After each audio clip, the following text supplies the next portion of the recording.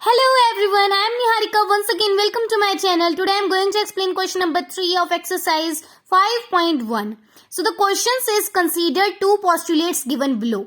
तो ये क्या बोल रहा है कि आपके पास two postulates given हैं, आप उन्हें कंसीडर करो, मतलब उन्हें एक टाइप से अपने दिमाग में इमेजिन करो एंड कुछ क्वेश्चंस के आंसर करो. So given any two distinct points A and B, there exist a third point C which is in between A and B.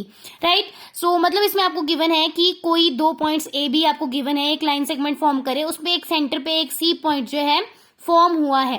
Right. Next आपको पॉइंट दिया, there exist at least 3 points that are not on the same line. वो बोल रहा है, इसका मतलब ये है कि एक लाइन सेगमेंट है जिसपे 3 पॉइंट्स है जो कि उस सेम लाइन सेगमेंट पे नहीं है, इधर उधर है.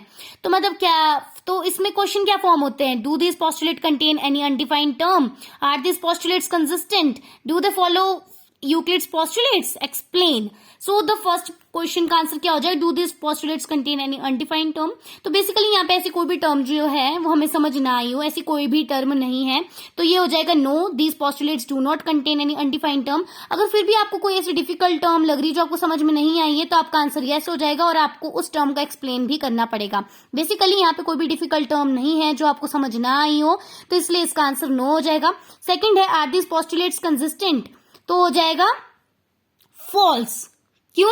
क्योंकि इसमें ऐसी मतलब कोई दोनों जो है सेम सिचुएशन को फॉलो नहीं कर रही है. एक फर्स्ट पार्ट में आपको गिवन है कि एक लाइन सेगमेंट है, ठीक है, ए बी, जिसपे एक और पॉइंट एग्जिस्ट कर रहा है सी. फर्स्ट सिचुएशन में तो ये दिया है कि तीनों पॉइंट्स एक ही लाइन सेगमेंट पे हैं, बट सेकंड सिचुएशन में आपको गिवन है कि एक लाइन सेगमेंट है जिसपे 3 पॉइंट्स है बट तीनों सेम डायरेक्शन में नहीं है, मतलब सेम लाइन सेगमेंट पे नहीं है, मतलब इधर उधर है.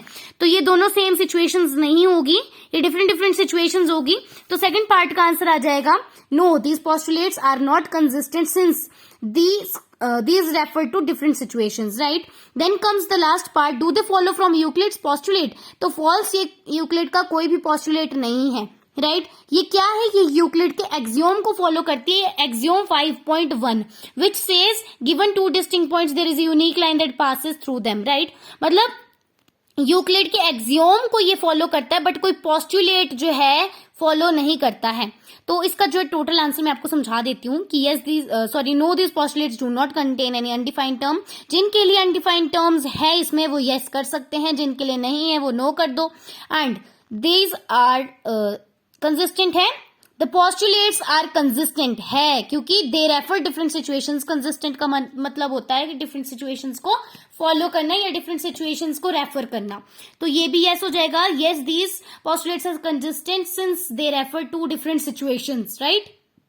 Now the last part which was said कि क्या ये पोस्टुलेट्स को फॉलो कर रहे हैं? No, these postulates do not follow Euclid's postulates, instead they follow axioms. कौन से एक्सियोम? एक्सियोम 5.1, जिसको आप डिस्क्राइब कर दोगे और आप इन दोनों को आपने ड्रॉ करके भी दिखाना है. फर्स्ट पार्ट जो मैंने आपको दिखाया था, एक सेम लाइन सेगमेंट पे 3 पॉइंट्स ड्रॉ होना. राइट. वहीं एक और लाइन सेगमेंट जिसपे पॉइंट्स तो है बट सेम डायरेक्शन में नहीं है, इधर उधर है. Right. So this was the third question of this exercise. For more videos, please subscribe my channel. Till then, bye bye.